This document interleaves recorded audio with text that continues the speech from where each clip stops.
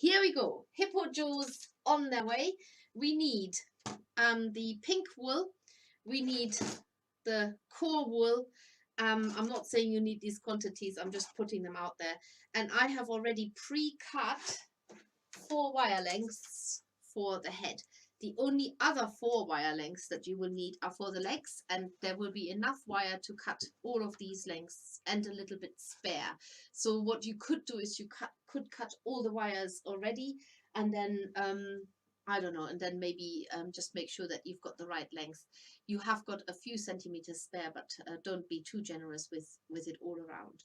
So what you're going to do first is, and I've got to take the instructions out of the HIPPO box again because I've actually put them back in. You are going to, first of all, take the 30 centimeter wire length that you have cut. And you, as I said before, you will need your pliers, which I've got at the ready here. You're going to have to turn this into a loop. So, and then these 2 wire ends, they need to overlap by about 3 centimeters. So remember that if you're struggling to work out what 3 centimeters are, you have got your tape measure here on the left hand side of our instructions. So 3 centimeters is about that. And now the thing is, this is where you need your pliers. You can sort of start twisting this around, but it's going to be hard doing this with your fingers. So do use your pliers and twist the wire around itself just so that it stays in place. If you have 2 pairs of pliers, better still. And because you're working with a very soft aluminium wire, you can almost sort of squish it in on itself, squish it into place. So it's a very easy wire to manipulate. And then bend this back into a loop. So you now have a loop that's about 10 centimeter in diameter. And now hold this bit down here, and now bend it so that you've got the join down here at the bottom. Make sure it doesn't come undone. It doesn't matter if it sort of feels a little bit loose, as long as it doesn't pop open. And now you've got to bend the whole shape into, imagine it to be a dog bone. So make sure that the top and the bottom are straightish. If the wire at the bottom pops out, just tie it back together again. Make it back, go back into that shape again. If you have anything to tape over it, you can do that, of course. If you want to put a bit of sellotape over it, do that, because all of this wire will completely disappear inside your hippo's jaw. And the templates on the back, you will use the first template here to just make sure that this is roughly that shape. So it will give you a good idea where you need to bend the wire in a little bit more or out a bit more, or whichever way. But you're working on the basis of roughly a dog bone shape. So if it's not exactly that shape, that's fine too. Just make sure that you've got sort of a rough shape here. I'm just going to fasten this a bit better. I've actually almost not used enough to go around, so again, just double check that you've got the right shape there, the right size overlapping it. And that's it. So that's my rough shape of the dog bone. And now what you're going to do is look at the instructions, start at the beginning, because you're going to bend this now into an open jaw. And this part here, that part that fuses the wire together, will always stay in that shape, but the bits here become the jaw. So I've bent it now, take this away. I have bent it now so that here is the join, and I've bent it in the middle, so this will become the jaw.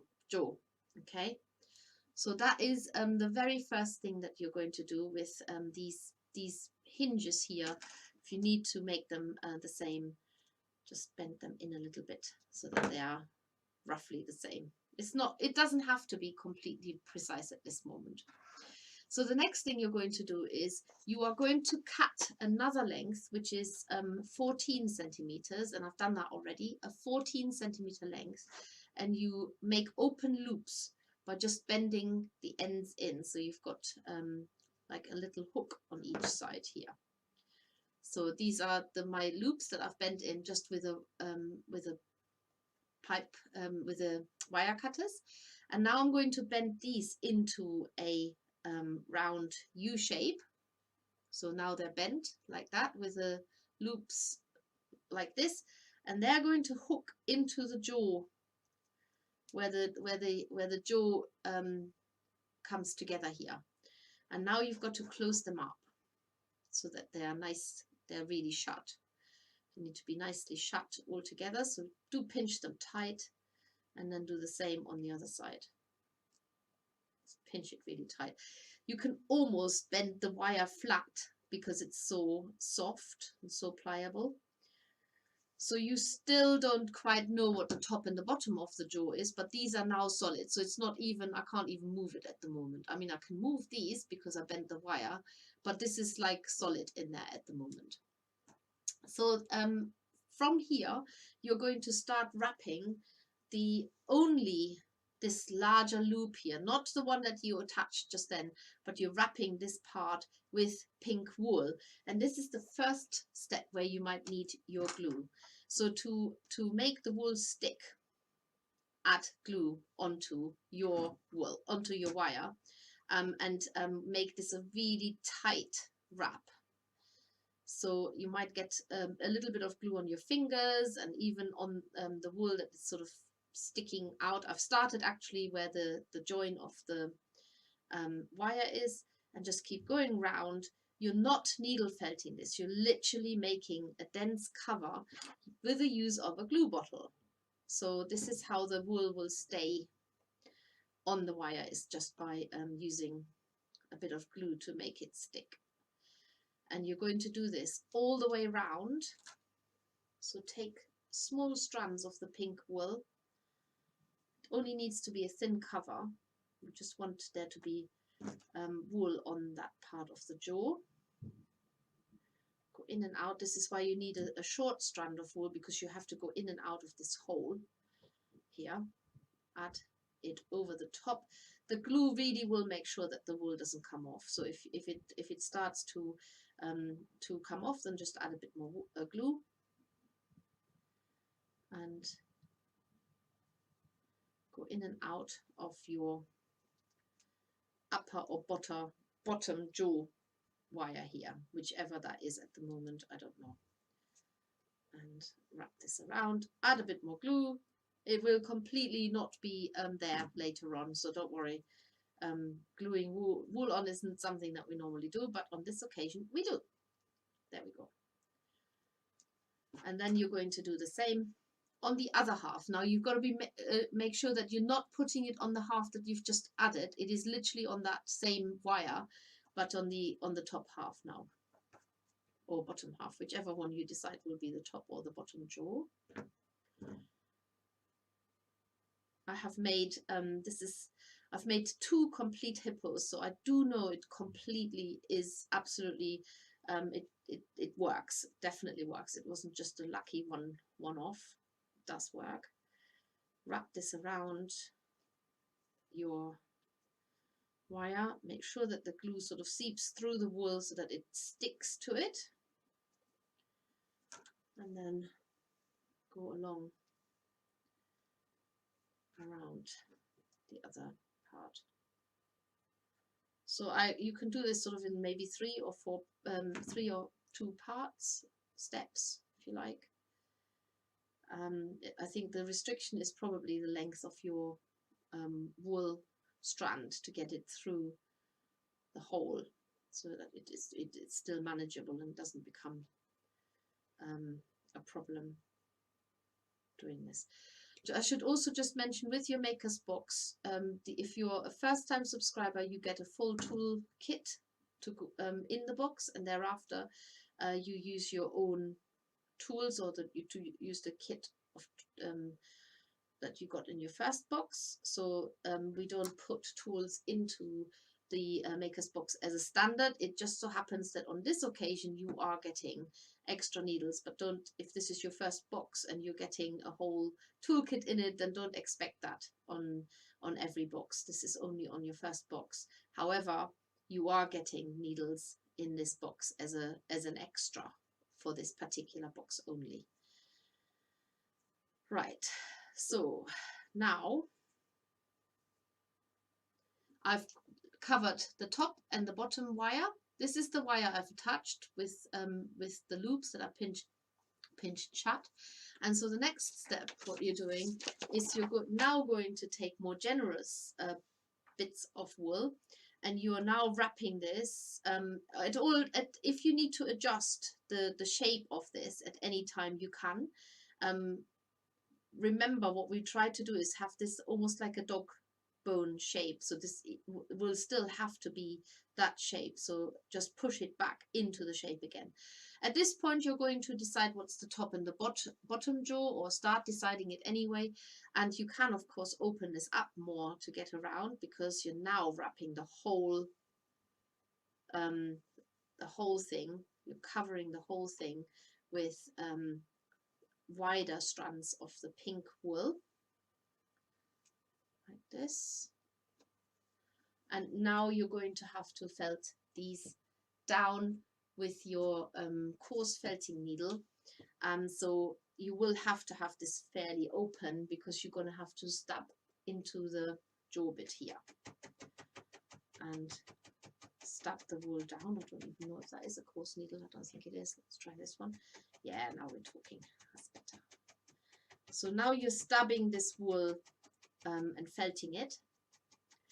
And this is where the danger starts. You have to edge your way close to the wire, but don't stab into the wire, because you do want to bridge that whole gap. And I promise you, using our basic coarse needle, don't be tempted to use your special, I don't know, coarse twisted needle or anything like that. These coarse needles, they're definitely a lot sturdier than any of the others. So even me hitting that wire a couple of times now, it's not breaking my needle. I'm being careful still. I'm not going crazy on this, but I am noticing that the needle definitely is a little bit less fragile than any of the needles that we usually recommend you buy from us. Right there, and then you do the same on the other one. So you're going around the bottom or the top jaw, whichever one you've decided it might be now, or maybe you haven't. And cover more. So the you will not use all of your pink wool, but you won't. This is where you use the majority of the pink wool, because the only other time you need to use the pink wool is sort of for the surface details, or if you're yeah, basically when you give your HIPPO pink patches and you needed tiny bits with the eyes, or maybe you just need to cover up a bit of the jaw in pink again, depending how it's going with the other wools that you're adding. So this is where you use the majority of your pink wool, but you do need to keep some back for the very end, or yeah, for the finishing details. So try and felt this close to the wire without breaking the needle. That's the challenge here. And you will probably work this a little bit longer than I am right now, so that you've got a nice neat edge where you've initially wrapped the pink wool around the wire. And you felt this down. And if you've got the wire still showing like I have here, just take a little bit of the wool and lay it over that area like that and felt it down, so that you cover the wire up all around from on the sides and also on the front.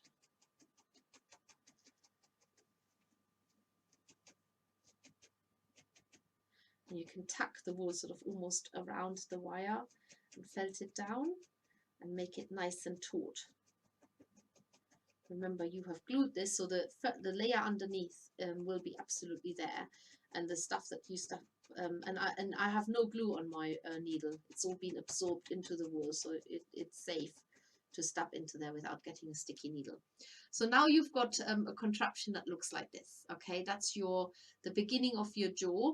I will just say, some of you might say, oh, but hippopotamus, they have got almost the jaw bent like that, and they do, and we will do that later, where they've got almost like sort of I want to call it, it's like a seat here, and that can happen later. You don't need to worry about this at the moment. At the moment, it's just like a flap open and close.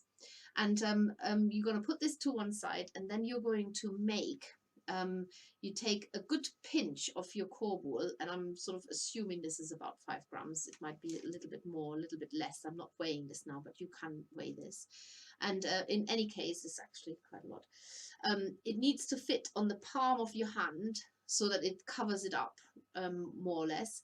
And then you're going to roll this in so that you've got it's going to be about 10 centimeters long and about 4.5 centimeters wide. Roll this into a shape, and then you're going to needle felt this closed. This is going to become a shape of its own that will remind you of a piece of hand soap. That's what we're aiming for. So it's quite flat and rounded all around, just felting the wool down as we speak. Now I will just give you a tip. If you want to speed things up on your work like this, then you can use 2 felting needles. I've actually got you can use 2 coarse felting needles side by side and speed your work up, and it will just make the wool felt together faster. When you get to the details where you're neatening up the edges, you might just work with 1 needle, felt that down. If you have got a 3 needle felting tool, do use that, because that will definitely speed your work up. And so I'm shaping that now into what will look a bit like a piece of soap, piece of hand soap. That it's the shape of and the size of a piece of soap. Obviously not one that's on the verge of running out, but sort of one that fits nicely into your hand. That's what you're aiming for, and you're making that nice and neat. If it's not too neat, it's not the end of the world either, because all of it will be completely covered up. I should also just say, these glues, by the way, they have a lid that needs to be put on exactly so that it has a slight different shaped bottom of the lid. It needs to fit onto the bottle's shape, otherwise the glue is not sealed properly. So make sure that you do that. Once you've got your hand soap shape piece of wool and size, obviously the right size as well, then you're going to lay this on top. Now you have to decide what is going to be the top and the bottom of your jaw that you've made, because this part is going to be the head of the hippo. So I'm still felting that down a bit more. I don't think I've wound this very tightly, so I have to do a lot more felting. You don't want this to be too solidly felted, because there's a lot of sculpting that's going to happen at the end of that top part.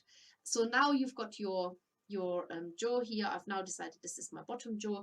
If you've got one jaw slightly bigger than the other, then use that as the bottom jaw, and then you're putting this on top of your hippo's top jaw like this, so it fits literally flat onto the top there.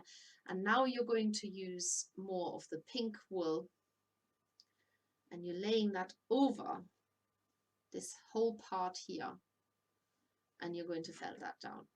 Obviously it will not stay pink, and it's really important that you have that nice round part here.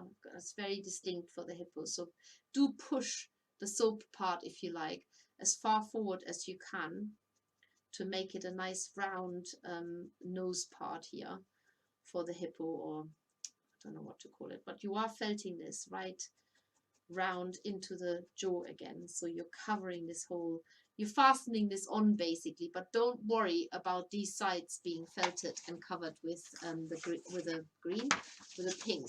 You're literally just felting this on so it stays in place, and you can really, really stab hard into the inside of the top jaw so that it stabs into the bar of soap at the top, but it's not a bar of soap, you know what I'm talking about. So what you're doing here is you're basically preparing that shape of the hippo here, but you're fastening that on without having to finish it off just yet. And this here will become that part. So when you close the jaw a little bit, you can see where we're going with this. It literally covers this up. Can you see? So this is important, that you've got this nice round bit here with that part already preparing for it. But fear not if it's too flat, because you have got absolutely lots and lots of the grey brown wool to build bulk even later on, and this will stay quite big throughout the making of the rest of the hippo, because that is the last bit that you're finishing off. Now we'll just show you the last bit of the attaching of the wire, because it's quite important that you get that right. So you have two lengths that you need to cut still for the head to connect it to the body, and they're 20 centimeters long, and you're going to bend each end, only one end, into a loop again, like you did before, like an open loop, like this. And now each of these loops, they are going to connect to the bottom part of the jaw. Can you see? So I'm not going into the top, I'm going below that that ring at the back, and I have to do the same on the other side. But before I do that, you pinch one side shut as you did before. Just pinch it shut so it stays in place, and then you can do the other side by turning it round and pinch that shut as well. Just shut it so that these two wires are now attached. And now what you're going to do is you're going to twist these around each other, but you have to make sure that you start this about 3 centimeters away from where you shut them onto the jaw. So about here and about there. What you could do is you could just sort of bend it in slightly, then you know where you are starting to twist them. Remember, there's nothing lost, because you can always bend the wire back into shape. And all you're going to do now is you're twisting them around each other all the way to the end there. But you will need those 3 centimeters to be untwisted, because you don't want to twist that part of the jaw shut. So make sure that you've got a nice loop here. And that is basically the beginning of your hippo. It looks like nothing like what it's going to be. But from now on, you will be working, the next part will all be body, body, body, because you're going to start wrapping this part here now with white, and covering up this part of the wire as well, so that I show you here on the pictures. I don't want to do any more of it now, but you will be wrapping that part of the wire. So this is where the twisted wires are in. So until you get sort of quite a weird looking contraption here, and then you start making the legs, which will go into the body at an angle. And this is where you will need the template again here on the back, because the legs have got the wire bent at an angle, which then gets sunk into the body. And basically, once you start adding the wool over the top, you end up with, from this, you will get to that, I promise. And